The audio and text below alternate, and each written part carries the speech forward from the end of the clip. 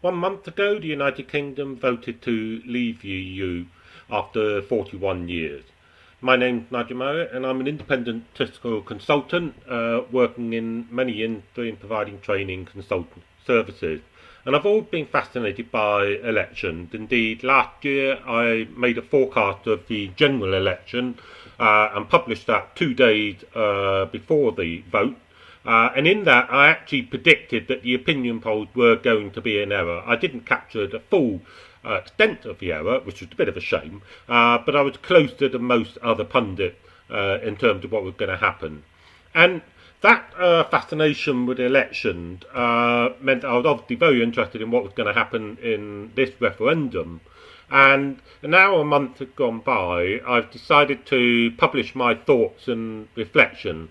And I'm going to do this in 4 parts. So this part you're following here is the first section here, basically where and how did the Leave side win the referendum.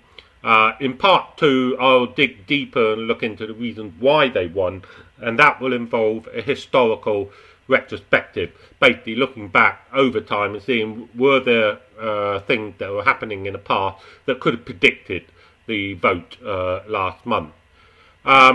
Then in part 3, I'm going to look forward and initially look at, well, what the impact going to be of Brexit on the political scene, specifically looking ahead to the next general election, but taking a bit of a wider look of the political scene at the same time.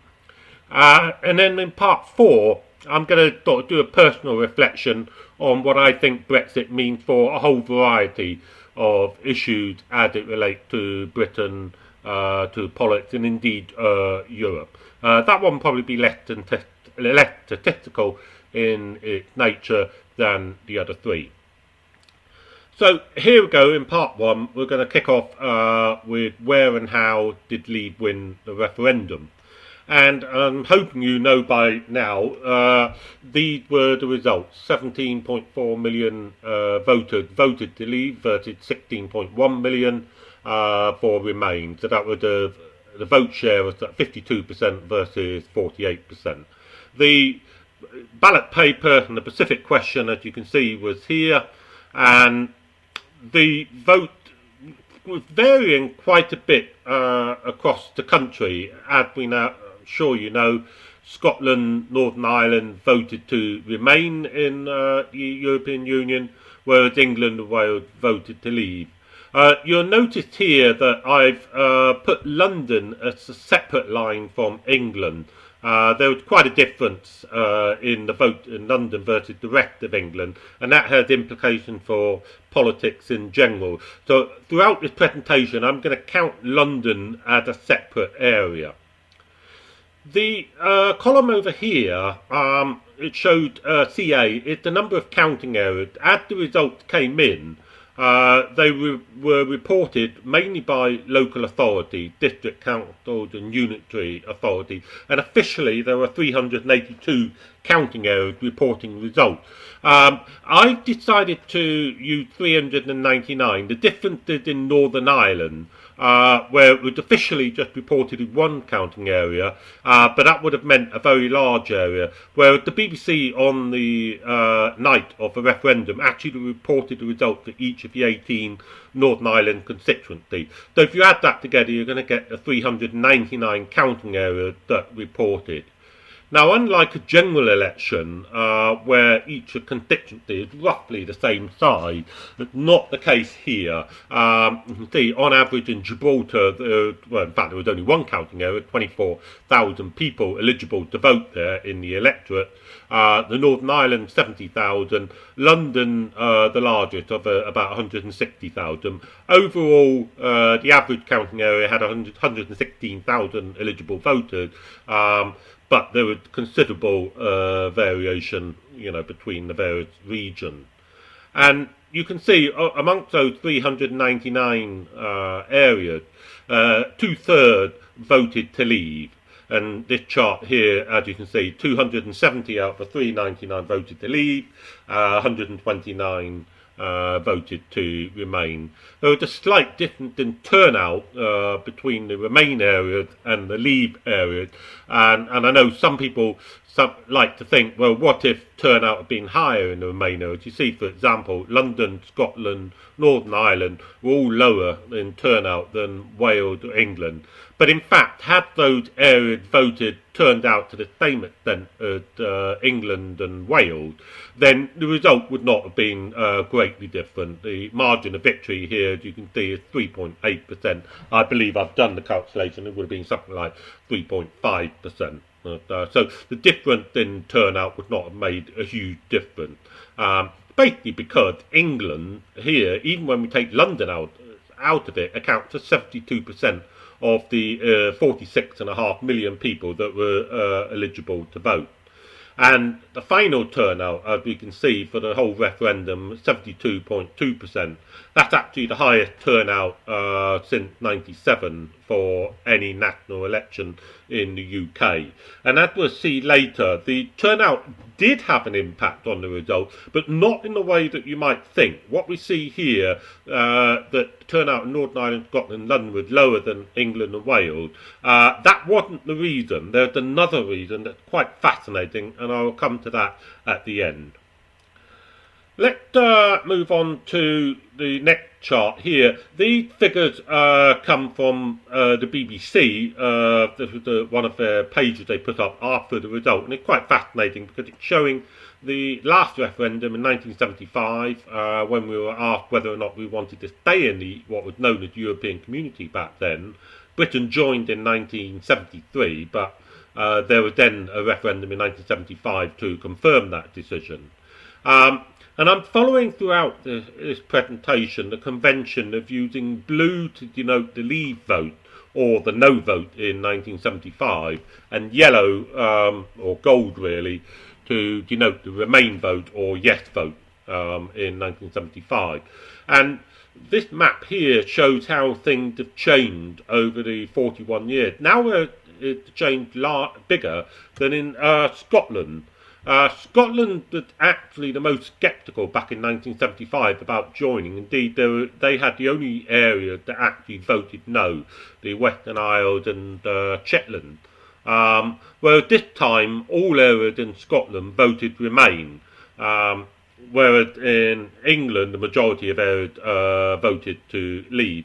And as you can see from this chart here, the leave vote was particularly strong, mostly down the eastern England here. You can see the dark blue shade here in Kent and East Anglia, Yorkshire, all the way up to Newcastle, and into the Midlands, along here on the Welsh border and the central England. And down here in North Devon and Cornwall. So those were the strongest areas of voting leave, and I've ordered the region here, the official region used in the referendum, by the strength of the leave vote. Though the Midlands were actually the biggest supporters of leave, nearly 60-40 in favour of leave, and then we get Yorkshire, East and the North West still quite strongly voting in favour of leave.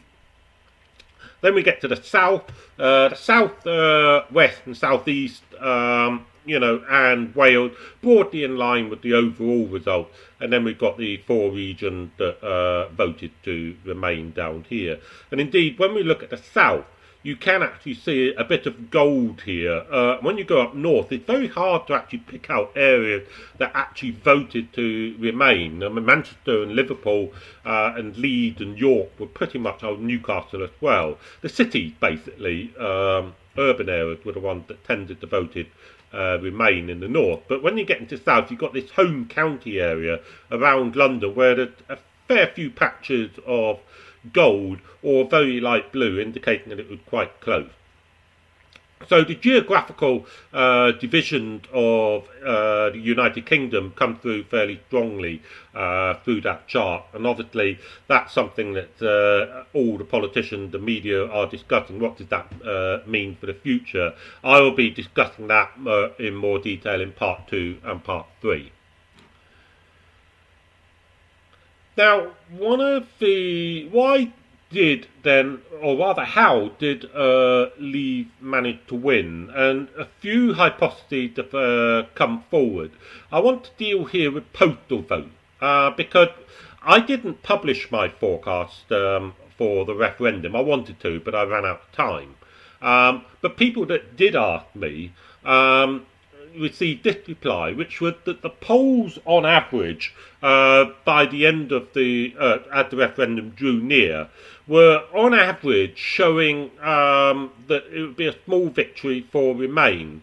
Now, if you were following the polls, you'd be familiar with a phenomenon that was taking place, namely that the phone polls were consistently more favourable to Remain than the online polls. The online polls, you can see, throughout the referendum, more or less said it was 50-50, and then in the month of June started to show a move towards Leave. And indeed, if you look at the 1 or 2 weeks before the referendum, here, the online polls were showing a gap for Leave that pretty much mirrored the final result, a 4% lead.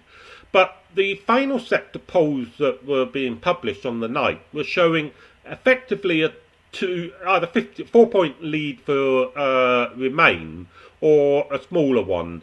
And that was generally taking the average of the phone polls and the web polls. You can see, if you look at the last week here, that would have shown a 1-point lead for Remain. Now, the reason why the final forecast was a little bit higher is that there were some people were then saying, well, okay, with referendum, there tends to be a default to the status quo once people actually get in the polling booth. And also, these polls didn't really take into account Northern Ireland, which was expected to vote Remain. Though for various reasons, people were shifting these numbers towards Remain in their final forecast. But as we know, the final result was 52-48 in favour of Leave. So, some polls predicted that, but most polls didn't. Most of them were biased towards Remain. But on the day, I was saying to people, yes, the polls might be showing a small win for Remain, but I think they haven't taken into account postal vote. Because the postal vote, the deadline for the postal vote was 2 weeks beforehand, 9th of June. Now, you could submit your postal vote up afterwards. Indeed, I know some people that took their postal vote actually to the polling station and on the day, and it was accepted. But look at what the polls were showing back then. 2 weeks before the referendum, the Leave side had a fairly healthy lead. And if you submitted your postal vote then, the chances are you were voting Leave. And according to Lord Ashcroft, who published what he called an exit poll on the day, it wasn't really a strict exit poll because he wasn't trying to predict the referendum, but he carried out a survey on the day and reported the result the following day. And according to him, he reckoned that 38% of people cast a postal vote. Only 62% actually went to the polling station. And of those that went to the polling station, we were split 50-50. Whereas the postal vote split 54-46, that they actually had an 8-point lead. And there is some anecdotal evidence from some of the polls that the Leave voters were more committed. And so if they were casting their vote early, the chances are they were more likely to be Leave campaigners. So I was saying to people on the night, well, this postal vote factor bothered me a bit because I actually think that could swing things a bit. So I was saying it's 50-50 toss a coin. Interestingly, when the BBC started their programme on the, at 10 o'clock on the polling day, Paddy Ashdown came out and said, I think Leave have won it because of the postal vote. John Curtis, who's well regarded as their election analyst on the BBC, wasn't sure about that because he thought the pollsters, when they were interviewing people in the last week or two, could at least ask people, well, have you already voted and by post? So they should be able to take that into account. I'm not completely sure that's correct. I think there's some aspect of election law that prevent you from doing that. But the biggest issue for casting doubt on this is that when Lord Ashcroft said that 38% of people cast their vote by post, yes, history showed that postal voting had become more popular. You can see historically it used to be around 2-3% of the electorate. But in 2001 the law was changed to make it easier to vote by post. And since then we've risen to the last couple of general elections to about 18%. So I can well believe 20% of people casting their vote by post. 38% sound too high to me. But we'll have to wait for the Electoral Commission to come out and tell us what percentage of the votes were cast by post. This could be the factor. Excuse me. This could be the factor that had quite a large effect. But we'll have to wait for the Electoral Commission to really quantify that. The next chart thing I want to look at is to look in a bit more detail at where the Leave vote came from, and compare that with the last two national elections in 2014 for the EU Parliament and in 2015 for the UK Parliament. And all of these maps here come from the BBC and the House of Commons Library. And so in 2014, if you remember in the EU election, UKIP actually came first in the national vote. They had about 28% of the vote. Labour had about 25% and the Conservatives about 23%. So the three parties were very close, but it was the first time that any party other than the Conservative and Labour Party had topped the national vote for 100 years. So it was quite an achievement by UKIP. And you can see down here that in total there were 398 counting areas here. I haven't included Gibraltar here, so, but in UK there's 398 counting areas. Of those, UKIP won 168 of them, and they're represented by this light purple shade on this chart here. The Conservatives in the traditional blue, Labour in red, the Scottish Nationalists represented by the strange sort of purple, Plaid Cymru by the green, and Liberal Democrats by the yellow. So you can see straight away a couple of interesting features. I said earlier that Leave had been quite strong in the East Coast. So you can see this solid bank of blue going all the way up the east coast of England here. And this was where UKIP did well in the 2014 election. You can see this bank of purple rising up along the coast here. And again across into the Midlands and the Welsh border. Again, areas that they did very well in. And also in the southwest of England. The Conservatives were strongest here in the sort of the home county areas of southern England, North Yorkshire and the Scottish borders. And again, in terms of the Leave vote, this time in southern England, they weren't as strong. We had quite a few areas in southern England that actually voted to remain. The North Yorkshire did vote to leave, however, the Scottish borders voted to remain. Of course, in between those two elections, we had the general election when, of course, UKIP wasn't able to break through. Obviously, in the general election, we have a 650 constituencies, not 398 counting areas. But UKIP votes fell back, and the only seat they won was this one here down in Clapton in East England. But the area, most of the area converted into Conservatives, and of course the Conservatives actually won a small majority. SNP went on to sweep the board in Scotland, taking practically all the seats. So the breakdown here shows the breakdown of the 398 counting areas by the areas that the various parties won in 2014. And then also by the areas that they won in 2015. Now, of course, this map is 650 constituencies, not 398 counting areas. So what I've had to do is to effectively extrapolate from the constituency up to the counting areas here. And there's some data was given to me by the Office of National Statistics that allowed me to do that mapping. It's not perfect. I'm hoping one day somebody will come out with some official results. But I've effectively converted, and I said that in the general election, out of 398 counting areas, 245 voted for Conservative, 100 for Labour, 38 for Nationalist. That's all kinds of Nationalists. That's the Welsh Nationalist, the Scottish Nationalist, and Northern Ireland, Sinn Féin and the SDLP. So there are 38 areas there where the Nationalist won, 11 areas where the Unionists won in Northern Ireland. So that's the DUP and the Ulster Union. Remember, in Northern Ireland, we're actually using the constituency of the general election. And then there were 4 areas where the Liberal Democrats would have won.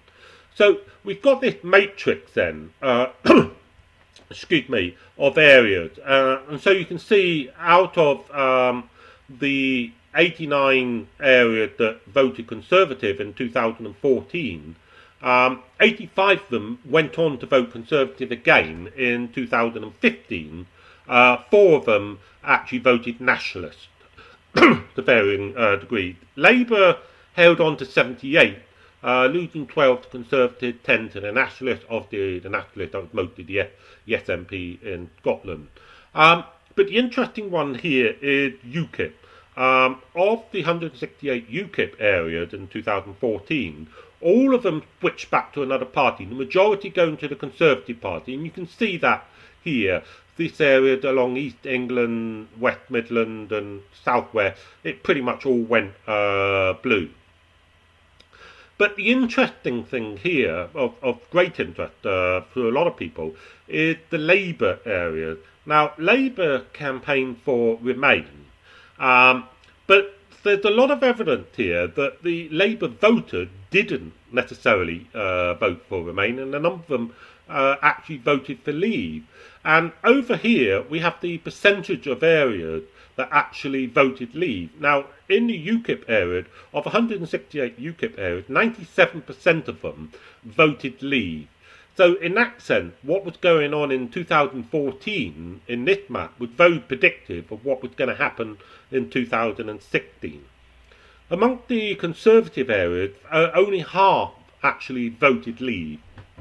And actually, more Labour areas, 54% of Labour areas, voted Leave. You can see, actually, if you focused in, those that went to Nationalist, that were predominantly in Scotland, well, none of those voted Leave. So of the remaining Labour areas in England and Wales, it's actually 60% went on to vote for Leave.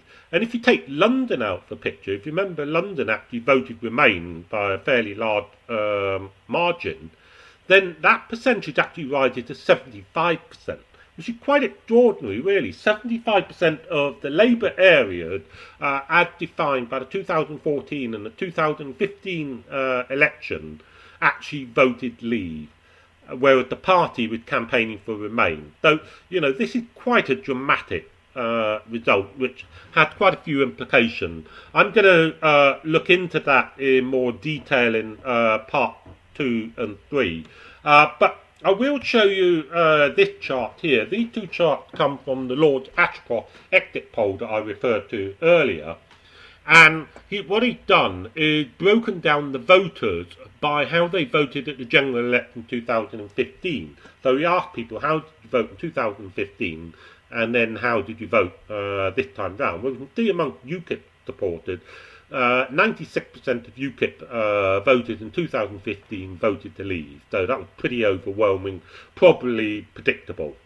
Conservative voters were split 60-40 in favour of Leave. It wasn't overwhelming, but it's fairly consistent with the polling of Conservative members and voters that generally they've been sceptical, more likely to Leave or Remain. Of course, this really illustrates the divisions in the Conservative Party that precipitated the referendum in the first place.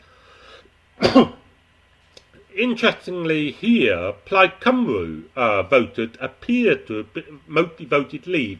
Now, just a word of warning, Lord Ashcroft didn't actually have that many Plaid Cymru voted in his survey. He had 12,000 people in total, but the number of people voting Plaid Cymru is pretty small. So take that with a pinch of salt. But the other parties hit a fairly robust numbers, and Labour and the SNP. Now this is where it gets interesting. For both Labour and the SNP, over 1/3 of their voters voted Leave. These were not monolithic Remainers.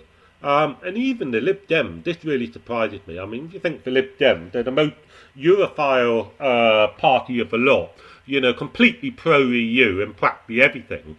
And yet 30% of their voters still voted to Leave. And the Green Party, which again was mostly in favour of the EU, again, there was a large chunk of them who voted Leave. And I think this left, if you assume that these four parties, and Plaid Cymru as well, if you assume those are the left-wing parties, Lib Dems obviously a little bit more centrist than left, but certainly Tim Farron, the latest leader, is more left-wing than Nick Clegg was, for example. If you regard those parties as the left-wing, then the Conservatives and UKIP as the right-wing parties, you can convert those figures into this chart here, where we break down the Leave and Remain voters by how they voted in 2015. And I think two things stand out there. First of all, it appears that over 20% of the Leave voters were UKIP voters. So in effect, UKIP voters won the referendum. If UKIP effectively didn't exist as a political force, it's arguable that they may not have won the referendum. But UKIP voters were effectively the winning margin here. But then it gets quite interesting, because when we look at the Remain voters, we can see 70% of the Remain voters come from the left-wing parties. So Labour and the others, which is like SNP, Lib Dem, Green, Plaid Cymru. But among the Leave voters, there's been this temptation to say, the Leave win in the referendum, which is a set for the right British politics. Well, actually, I can't quite agree with that. For a start, 40% of the Leave voters came from left-wing parties. About 20% from Labour and about 20% from the other parties. But then take the UKIP voters. It is well documented that, yes, UKIP started out as a party to appeal to ex-Conservative voters, but over the years they've increasingly been penetrating into Labour areas. And as I said, 76% of Labour-held areas outside of London voted Leave. So, part of this UKIP proportion are ex-Labour voters. In other words, they're naturally left-wing voters, but they tend to be socially conservative or working class, as we see. So there is a case to be made that up to 40 to 50% of Leave voters were actually left-wing voters. So I think it's very misleading to describe the Leave voters as right-wingers. Left-wing voters were just as persuaded of the Leave case as right-wing voters, and the Lord Ashcroft poll seemed to suggest that is the case. Indeed, Lord Ashcroft went further, because he had this sample of 12,000, and he therefore able to break things down by various categories. So he's gone for the classic categories of educational level, gender, age, class, region, voting pattern 2015, which we've just seen, whether they have children, housing, etc., etc. And what I've done, I've gone through all those categories in his poll and put them into one of 7 bands, depending on the size of the lead as recorded in this survey amongst the categories. So the biggest pro-Remainers here, where the lead, amongst that category, there was a lead greater than 30% on behalf of Remain, were amongst young people, 18 to 24, amongst Lib Dem and Green voters, and amongst ethnicity, non-white voters. Now, I'm going to caution about that ethnicity one, because I think there's an angle, an emerging angle within the non-white population of Britain that not a lot of people are aware of. I'm going to cover that in part 3. So just a warning, while at the moment this looked like it was quite a big divide, I think there's something going on amongst the minority vote that some people are not aware of. But otherwise, the factors that became increasingly clear during the referendum was that the level of education turned out to be one of the biggest predictors of how people were going to vote. Indeed, during the weeks running up to the referendum, the phone polls had to adjust their samples and weight because they found they had too many graduates, and the graduates were far more likely to vote Remain. But those with only school level qualification, or indeed no qualification, were much more strongly Leave voters. And indeed, just look at these categories here of people that were very strong Leave. In class terms, C2DE, working class, they're in the north and the Midlands. They live in social housing or council housing. They're likely to have a state pension. They're likely to be disabled. I mean, these are constituencies that we would think of as natural left-wing voters. So that's why I say, you cannot be talking about the Leave voters as right-wingers. They're not. Given their historical voting patterns and their historical demographic. The Leave vote is a very broad coalition of different types of people, and I think this is brought out to the political classes here that there's a whole section of a population that perhaps been taken for granted and have not really been paid enough attention to. This is something I'll look into more detail in part 2. So far I've taken you all through the various categories of where the Leave voters and Remain voters have come from, and just this last line here, identity. This is sort of a cultural line. This reflects whether people regarded their English identity or Welsh-Scottish identity to be stronger than their British identity. So if they did say that, they were much more likely to be a Leave voter, versus those that said their British identity was stronger than their English, Welsh or Scottish or Northern Ireland identity. That's what that last line there is. But as I say, I've gone through and shown you where the votes came from, but I haven't specifically told you how Leave actually managed to win. And the real reason why Leave won is a really interesting factor, and it's to do with turnout. Now, I said earlier that turnout in Scotland and London was lower than it was in England and Wales, so the first assumption might have been, well, what if turnout in Scotland and London had been the same as England and Wales? Would it change the result? And the answer is no, it wouldn't have changed the result much at all. But this guy here, Nick Singh, who's got his own website here, and the Politics, well worth the read, did his analysis, and what he identified is what I'm going to talk about here. Well, it actually turnout does explain the result, but not in a way that's quite surprising. What these four charts here show is two things. On the y-axis, we have the Leave vote in 2016. So, and each of these dots represent the counting areas. Obviously, quite a few in England, not so many in Wales, Scotland, and London. And then on the x-axis, we see the change in turnout from 2015 to 2016. So we're looking at change in turnout. If the turnout was 60% in 2015 and then 70% in 2016, that would be a change in turnout of 10%. And I remarked earlier that the turnout, 72%, was the highest, the highest since 1997. And sure enough, when you look at England here, you can see that the turnout rose pretty much in every single counting area. The same in Wales. There was a big increase in turnout of 5 to 10%. London turnout mostly around 5% higher than 2015. Scotland, strangely enough, the turnout actually fell from 2015. That partly because of a Scottish referendum in 2014 that seemed to inflate the general election turnout in 2015. Though the turnout in 2015 in Scotland was generally very high in any case. So that's why for this referendum it didn't seem to excite as much attention in Scotland. It fell back about 5% overall.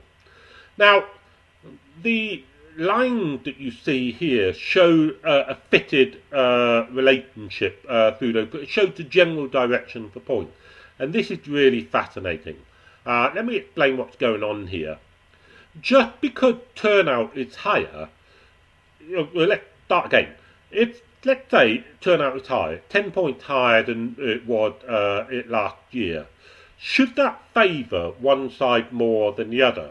Now, the Scottish referendum 2014, according to Nick Singh, it didn't favour either side. Just because turnout was higher, it meant that you had more voters than normal voting, but there were equally likely to be yes or no voters. And generally, there doesn't seem to be much of a pattern in terms of turnout and propensity to vote Leave or Remain. But here, it seems like it was a bias. In all four countries, the higher the increase in turnout, the higher the Leave vote.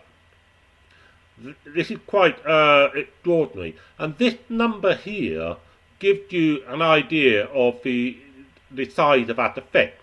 So Y here is the Leave vote, X is the change in turnout. So, if the turnout goes up by 10%, then it tells you here that the Leave vote will increase by 10% times 0.79. In other words, the Leave vote goes up by 8%. So that's quite a considerable. It's basically saying 80% of the additional turnout would Leave. So these are people that didn't vote in 2015, but they decided to vote in 2016, and they were disproportionately Leave voters. In fact, actually, in Wales, it appears about half of the extra turnout would Leave voters here. But bear in mind, if this figure was 0, it would basically be saying, any increase in turnout doesn't change the Leave vote. So these figures here, I got it slightly wrong when I said that 80% of the extra turnout is actually Leave voters. It's more than that, because it's just indicating as turnout increases, the Leave vote will go up. In Wales it goes up, not quite to the same extent. In London it goes up quite considerably. In fact, this point down here, which is the City of London itself, very small constituency, actually distorts this line. The general effect in London was the higher the increase in turnout, the more likely they were to vote Leave. In Scotland the effect was quite small, but even then there was a slight shift. If ad turnout went up, the vote for Leave would actually be slightly higher.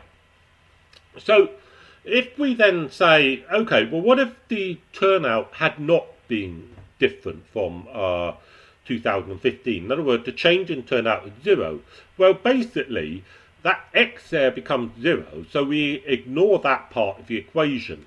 And the figures here over on the right are effectively the share that you'd expect in those countries if there had been no increase in turnout. So in London it had been 35%, in Wales just over 50%, in England just under 50%, and Scotland 40%. Notice these are the actual figures. Once you take those figures here, assume that the counting errors are of equal size.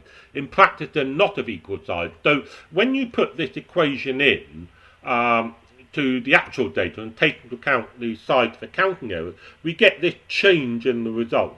So here's what the actual results were, 52% in favour of Leave. But when we account for this turnout effect, and basically say that the turnout, instead of being what we see here, was the same as what it was in 2015, So it would have been 66.7% instead of 72.2%.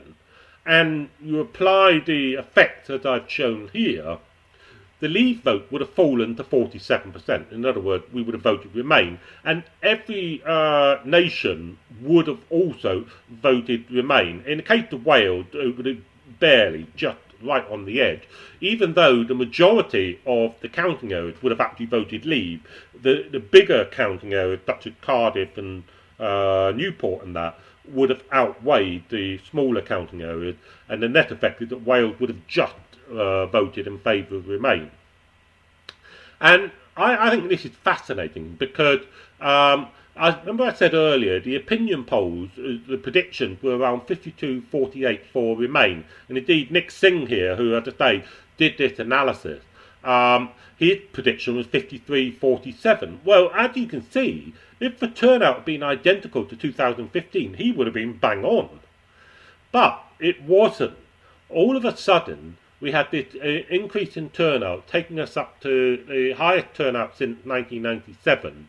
And those additional people, effectively 10% more voters than there were in 2015, they were disproportionately in favour of Leave, and it was they who sprung the referendum, and turned it from 47% vote in favour of Leave to 52% vote in favour of Leave. So this really is quite a dramatic effect, and obviously this raises all sorts of questions. Well, who were these voters? Why didn't they vote in 2015? Why haven't they not been voting before? Why did they suddenly start voting now? And so that's what I'm going to explore in part 2 when I start to look at, well, what was going on before this referendum.